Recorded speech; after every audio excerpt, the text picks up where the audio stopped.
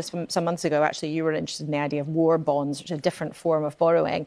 But actually, we know a lot of this. We know that the Ministry of Defence wanted 28 billion. We know that Downing Street was proposing 13.5 billion. We know what the position of the Defence Secretary was, the then Defence Secretary was, because he told us publicly, he writing that stinging resignation letter. So, respectfully, aren't you just trying to play a political game and embarrass the government?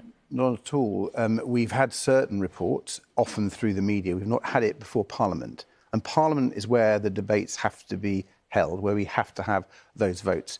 But you're right, we have put forward positive ideas about how we could deal with this problem, how we can make sure the Defence Investment Plan can be properly funded. Mm-hmm. We've looked at what we've done in history, in the 1930s, when we were rearming ahead of what turned out to be the Second World War. We've looked at what our allies in Europe have been doing, particularly Germany and Poland, who've really ramped up defence spending. And our proposal for a defence bond for 20 billion over 2 years comes from looking at that history and what our colleagues in Europe are doing. Well, the Chancellor is actually talking to the Polish. We think about doing a version of trying to find a different mechanism for funding defence.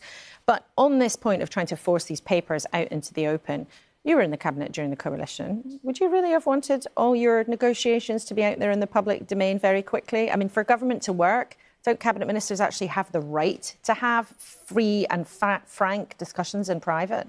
This government isn't working. That's the problem.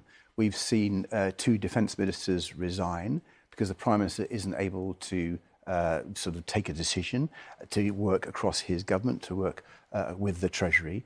I think we've reached a crisis point. When you hear the Chief of Defence Staff and so many others saying, we could be facing an attack from Russia by the end of this decade, the need to push this forward quickly and rapidly has never been more serious. So I'm afraid, yes, we do need to have these figures. This government has failed, as its own members are saying. Mm-hmm. And what we want to do is put forward our ideas. We've argued, for example, for a European rearmament bank, a bit like Mark Carney's idea. Should the Ministry of Defence get, then, whatever cash they want?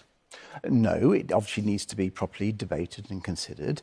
But I think we're all clear we need to get to 3% of GDP on defence spending by the end of this decade. Mm-hmm. And we need to go further in the next decade.